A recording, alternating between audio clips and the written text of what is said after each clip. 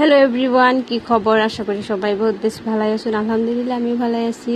তো আমি যাইতেছি আমরা বাড়ি বগলে একটা সেন্টার আছে সেইখানে। তো এইটা হচ্ছে আমরা গাঁয়ের পরিবেশটা একটু দেখাই দিলাম, খেউজিয়া পরিবেশ, কারণ আমরা গাঁও সাইডে বেশি গাছ গাছালির ভরপুর। তো আমি যে নই যাই আমার ভাল লাগে না, আমি কোন দিন আমরা গাঁও বা আমরা বাড়ি তাই সেদিন গাই শান্তি লাগে। কারণ এই জায়গাতেই জন্ম হয়েছি, এই জায়গাতেই বিয়া হয়েছি, তার লাগে বেশি ভাল লাগে।